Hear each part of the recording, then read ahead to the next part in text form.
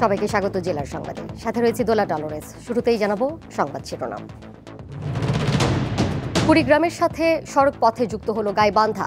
তিস্তার উপর সেতু নির্মাণে সময় লেগেছে 11 বছর। রাকসু নির্বাচনের মনোনয়ন বিতরণ হঠাৎ বন্ধ, কারণ জানায়নি কর্তৃপক্ষ, শিক্ষার্থীদের মিশ্র প্রতিক্রিয়া। নিম্নচাপের প্রভাবে উপকূল সহ বিভিন্ন জেলায় বৃষ্টি, সমুদ্র বন্দরে 3 নম্বর স্থানীয় সতর্ক সংকেত বহাল।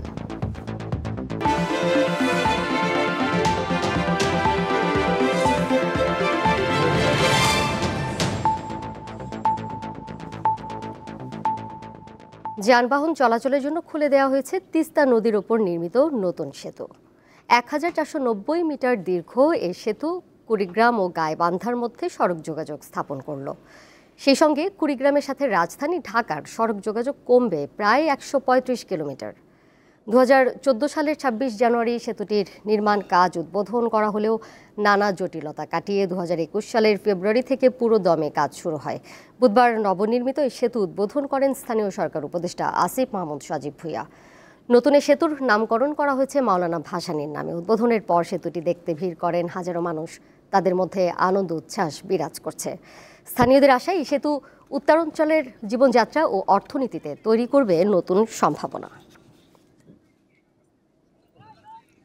পানিতে আমরা নদীর ওপারের মানুষ এই পারে আসতে পারে না, ওপারের মানুষ ওপারে যাইতে পারে না। উল্টে হয়েছে, আপনি ভালো হয়েছে। টিআই ব্রিজ হওয়া তখন খুব সুন্দর, তখন খুশি বলে খুব যাতায়াত মাসে নৌকে দিয়ে যায়, হয়তো ভয় করক একটু, কখন নৌকে ডোবে কখন নৌকে ভাসে। ব্রিজ হইলে রাস্তাঘাট গাড়ি ঘোড়া দিয়ে যাওয়াইছে অনেক সুবিধা হয়। আমরা খুবই আনন্দিত। খুব সুন্দর করছে, এখানকার লোকের যাতায়াতের জন্য খুব সুবিধা হয়েছে। 5 মিনিটে মনে করেন ব্রিজ আপনার যাইতে পারবে। আগে নৌকা ভাড়া 20 টাকা লাগতো, এখন ব্রিজ পার হইতে 5 টাকাতে ওরা যাইতে পারতেছে। রাজশাহী বিশ্ববিদ্যালয় কেন্দ্রীয় ছাত্র সংসদ রাকসু নির্বাচনের মনোনয়নপত্র বিতরণের কার্যক্রম বন্ধ ঘোষণা করা হয়েছে। গতরাতে রাকসুর প্রধান নির্বাচন কমিশনার ডক্টর আমজাদ হোসেনের সই করা এক বিজ্ঞপ্তিতে তথ্য জানানো হয়। এতে বলা হয়, অনিবার্য কারণে রাকসু হল সংসদ ও সিনেটে ছাত্র প্রতিনিধি নির্বাচনের মনোনয়নপত্র বিতরণ কার্যক্রম বন্ধ থাকবে। পরবর্তী নির্দেশনা নোটিশের মাধ্যমে জানানো হবে। এ নিয়ে শিক্ষার্থীদের মধ্যে মিশ্র প্রতিক্রিয়া দেখা দিয়েছে। ঘোষিত তফসিল অনুযায়ী 15 সেপ্টেম্বর রাকসুর ভোট গ্রহণ হওয়ার কথা রয়েছে। দীর্ঘ 35 বছর পর রাকসু নির্বাচন নিয়ে শিক্ষার্থীদের মধ্যে ব্যাপক আগ্রহ ও আলোচনার জন্ম দেয়, কিন্তু হঠাৎ মনোনয়নপত্র বিতরণ কার্যক্রম স্থগিত হওয়ায় হতাশ শিক্ষার্থীরা।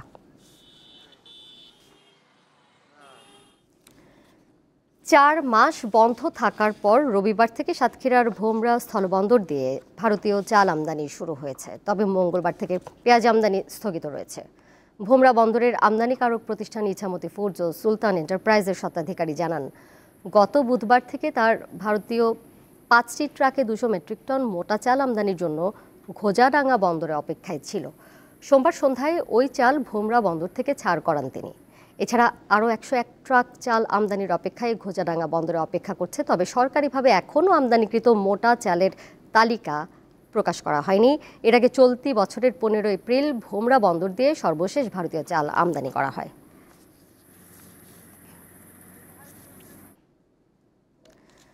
নিম্নচাপের প্রভাবে পটুয়াখালী ও বরগুনা সহ উপকূলীয় জেলাগুলোতে গতরাত থেকে বৃষ্টি হচ্ছে। থেমে থেমে বৃষ্টি হচ্ছে দেশের অন্যান্য স্থানেও। মঙ্গলবার সকাল 9টা থেকে বুধবার সকাল 9টা পর্যন্ত পটুয়াখালীর কলাপাড়ায় 65.2 মিলিমিটার বৃষ্টিপাত রেকর্ড করেছে আবহাওয়া অফিস। টানা বৃষ্টিতে বেশি দুর্ভোগে রয়েছে নিম্ন আয়ের খেটে খাওয়া শ্রমজীবীরা। এছাড়া দুশ্চিন্তায় পড়েছেন আমন চাষি সহ মৌসুমি সবজি চাষিরা। নিম্নচাপের প্রভাবে উপকূল এলাকায় ঝোড়ো হাওয়া বয়ে যাওয়ার আশঙ্কা করছে আবহাওয়া অফিস। তাই পটুয়াখালীর পায়রা সহ দেশের সব সমুদ্র বন্দরকে 3 নম্বর স্থানীয় সতর্ক সংকেত দেখিয়ে যেতে বলা হয়েছে। মাছ ধরার ট্রলারগুলোকে নদী তীরবর্তী এলাকায় অবস্থান নেওয়ার নির্দেশ দেওয়া হয়েছে।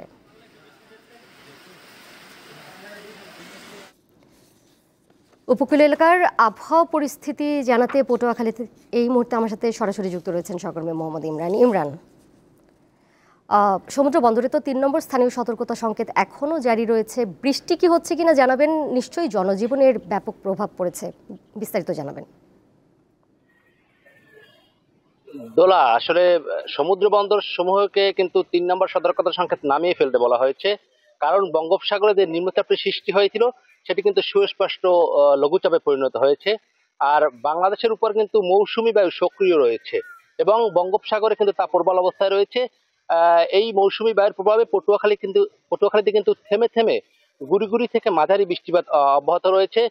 গতকাল রাত থেকে কিন্তু আসলে এই বৃষ্টিপাত শুরু হয়। গতকাল সকাল 9টা থেকে আজ সকাল 9টা পর্যন্ত জেলার কলাপাড়া উপজেলায় আসলে 65.2 মিলিমিটার কিন্তু বৃষ্টিপাত রেকর্ড করেছে আবহাওয়া অফিস। টানা বৃষ্টিতে কিন্তু সব ধরনের মানুষ কিন্তু ভোগান্তিতে পড়েছেন। সবচেয়ে বেশি দুর্ভোগে রয়েছেন যে নিম্ন আয়ের খেটে খাওয়া মানুষ রয়েছে, তারা কিন্তু সবচেয়ে বেশি দুর্ভোগে রয়েছেন। আমি আপনাকে আরেকটি বিষয় জানিয়ে রাখি, এখন কিন্তু আসলে আমন চাষাবাদের সময় অনেকের বীজতলা কিন্তু ইতিমধ্যে প্রস্তুত হয়ে গেছে। এই সকল বীজতলা কিন্তু আসলে এই গত যে 2 দিন ধরে বৃষ্টি হয়েছে, এই দুই দিনের বৃষ্টিতে কিন্তু বীজতলা তলিয়ে গেছে। তো বৃষ্টিপাতের ধারা যদি অব্যাহত থাকে তাহলে কিন্তু আসলে এই আমন ক্ষেতের ব্যাপক ক্ষতি হবে। এবং বর্ষাকালীন যে সবজি চাষি রয়েছে তারাও কিন্তু আসলে বৃষ্টিপাত হলে তারাও কিন্তু আসলে ক্ষতির সম্ভাবনায় তারা কিন্তু দিন পার করছেন। আর আরেকটি বিষয় আপনাকে জানিয়ে রাখি, নিম্নচাপের প্রভাবে কিন্তু কুয়াকাটা সংলগ্ন বঙ্গোপসাগর বেশ বিক্ষুব্ধ ছিল। তো সাগরে সুস্পষ্ট লঘুচাপ সৃষ্টি হয়, বিক্ষুব্ধতা কিছুটা কমেছে। তারপরও কিন্তু এখানকার যে পটুয়াখালী, মহিপুর এবং আলিপুর মৎস্য অবতরণ কেন্দ্র রয়েছে, এই মৎস্য অবতরণ কেন্দ্রে কিন্তু হাজারো মাছ ধরা ট্রলার এখনো তারা রয়েছে। তারা কিন্তু গতকাল সকাল থেকে এই সকল ট্রলার গুলো কিন্তু আসলে এখানে এসে নিরাপদ আশ্রয় নিয়েছিল। এখানকার জেলেদের সঙ্গে আমরা কথা বলেছি, আবহাওয়া যদি ভালো হয় তাহলে আগামীকাল থেকে তারা ফের সমুদ্রে মাছ শিকারের জন্য আসলে যাবেন, সেটা কিন্তু আমাদেরকে জানিয়েছেন। তো সকাল থেকে কিন্তু আসলে এই উপকূলীয় এলাকায় বৃষ্টিপাত অব্যাহত রয়েছে এবং বাতাসের চাপও কিন্তু কিছুটা বেড়েছে এবং নদ নদীর পানির উচ্চতাও আসলে কিন্তু কিছুটা বেড়েছে, সেটি কিন্তু আমরা আসলে তো লক্ষ্য করছি। তো আসলে পটুয়াখালী থেকে আমার কাছে এই ছিল আবহাওয়ার সর্বশেষ খবর। সরাসরি যুক্ত ছিলেন সহকর্মী মোহাম্মদ ইমরান। এবার কেওয়াই স্টিল চট্টগ্রাম সংবাদ।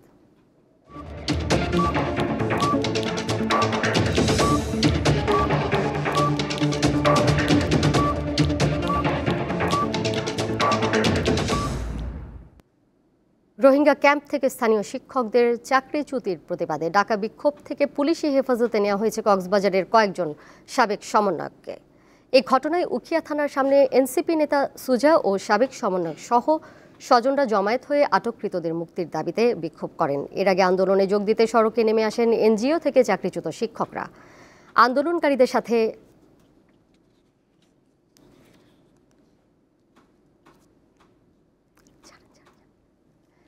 এক পর্যায়ে আন্দোলনকারীদের সাথে পুলিশের ধাওয়া পাল্টা ধাওয়ার ঘটনা ঘটে। এই সময় আটক করা হয় জুলাই আন্দোলনের একাধিক সাবেক সমন্বয়ক সহ কয়েকজন চাকরিচ্যুত শিক্ষককে।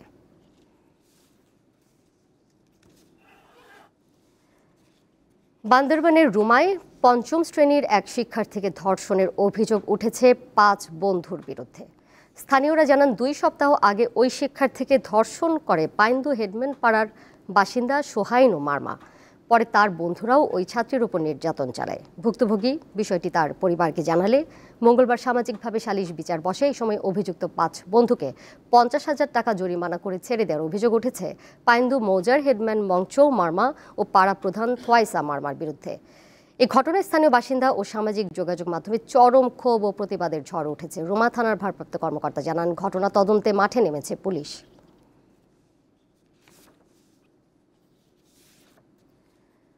আসন্ন জাতীয় নির্বাচনে বিএনপিকে দেশ গড়ার সুযোগ দেওয়ার আহ্বান জানিয়েছেন চট্টগ্রাম সিটি কর্পোরেশনের মেয়র ডাক্তার সাদাত হোসেন।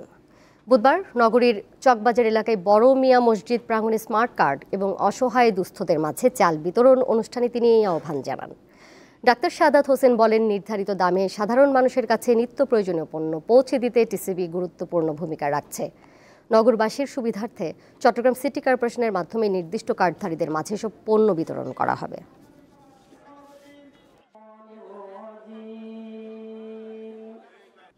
ঢাকার ধামরাইয়ের সাবেক স্বামীর বিরুদ্ধে স্ত্রীকে কুপিয়ে হত্যার অভিযোগ উঠেছে। এই ঘটনায় অসুস্থ অবস্থায় অভিযুক্ত স্বামী বদরুদ্দিনকে হাসপাতালে নিয়ে গেলে চিকিৎসাধীন অবস্থায় তিনি মারা যান। বুধবার সকালে ধামরাইয়ের কালামপুরে এই ঘটনা ঘটে। পুলিশ জানায়, কালামপুরের আনসার আলীর মেয়ে পিঙ্কি আক্তারের সাথে 6 মাস আগে বিবাহ বিচ্ছেদ হয় স্বামী বদরুদ্দিনের। বুধবার সকালে বদরুদ্দিন তার সাবেক স্ত্রীর বাসায় তাদের 4 বছর বয়সী সন্তানকে দেখতে যান। এ সময় বদরুদ্দিন সাবেক স্ত্রী পিঙ্কি আক্তারকে কুপিয়ে হত্যা করেন। পরে নিজেও ঘরের মেঝেতে পড়ে যান। খবর পেয়ে পুলিশ বদরুদ্দিনকে উদ্ধার করে ধামরাই উপজেলা স্বাস্থ্য কমপ্লেক্সে ভর্তি করে। পুলিশের ধারণা, বদরুদ্দিন বিষ পান করেছেন।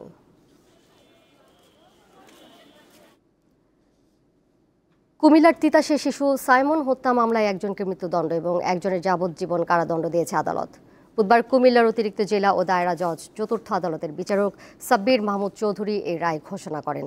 দণ্ডপ্রাপ্ত আসামিরা হলেন কুমিল্লার তিতাস উপজেলার বিল্লাল পাঠান এবং শেফালী আক্তার। 2023 সালের 18 আগস্ট শিশু সাইমন আসামি শেফালী আক্তারের ছেলে রাফির সাথে খেলা করতে বাড়ির বাইরে গিয়ে আর ফিরে আসেনি। পরদিন সাইমনের মরদেহ পাওয়া যায়। এই ঘটনায় হত্যা মামলা দায়ের করলে আসামি শেফালী আক্তার ও বিল্লাল পাঠানকে গ্রেপ্তার করে পুলিশ। পরে আদালতে স্বীকারোক্তিমূলক জবানবন্দি দেয় তারা।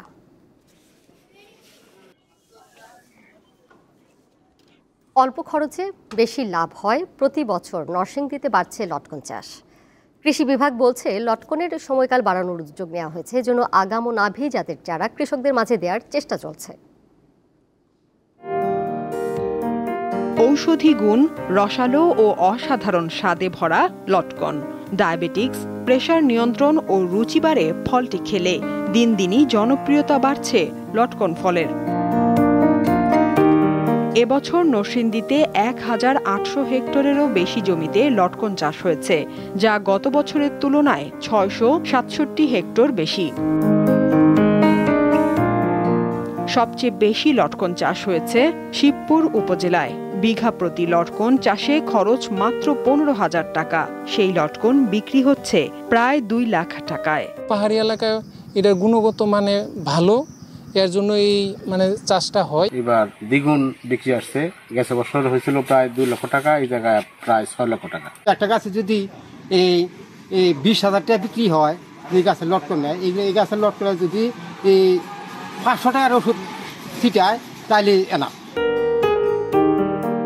পুষ্টিগুণে ভরা লটকন চাষ করে নরসিংদীর শিবপুর, বেলাবো ও রায়পুরা উপজেলার অনেক কৃষক স্বাবলম্বী হয়েছেন। এবছর ইতালি, মেক্সিকো সহ ইউরোপের বিভিন্ন দেশে রপ্তানি হচ্ছে লটকন। মালয়েশিয়া, সিঙ্গাপুরে, আমেরিকায়, লন্ডনে সব জায়গায় রপ্তানি হচ্ছে। চাহিদা তো প্রচুর চাহিদা, মনে করেন এই যে এটা আছে বর্তমানে, এটা আপনার 3,500 টাকা মূল। এই টক মিষ্টি স্বাদের এই লটকন ফলটি এখন বিদেশেও রপ্তানি হচ্ছে। এই চলতি বছরে প্রায় 15 থেকে 20 মেট্রিক টন ফল ইউরোপ সহ মধ্যপ্রাচ্যে রপ্তানি হয়েছে। এই কর্মকর্তা জানান, এবছর প্রায় 25,000 মেট্রিক টন লটকন উৎপাদন হয়েছে। এর মধ্যে প্রায় 8,000 মেট্রিক টন লটকন রপ্তানি হয়েছে দেশের বাইরে। দীপ্ত, বার্তা কক্ষ। ঠাকুরগাঁয়ে পাচারকালে সরকারি সার বোঝাই ট্রাক আটক করেছে পুলিশ। এ সময় অন্তত 300 বস্তা সার জব্দ করা হয়, তবে ট্রাক চালক ও তার সহকারী পালিয়ে যেতে সক্ষম হয়। মঙ্গলবার রাতে অবৈধভাবে সরকারি রাসায়নিক সার নিয়ে যাওয়ার সময় স্থানীয়দের সন্দেহ হয়। পরে ঠাকুরগাঁও সদর উপজেলার রায়পুর ইউনিয়নের দেহন ময়দান বাজারে ট্রাকটির পথ রোধ করেন তারা। চালান দেখতে চাইলে এক পর্যায়ে চালক ও তার সহকারী পালিয়ে যান। খবর পেয়ে পুলিশ ও কৃষি কর্মকর্তা ঘটনাস্থলে পৌঁছে ট্রাক ও সার জব্দ করেন।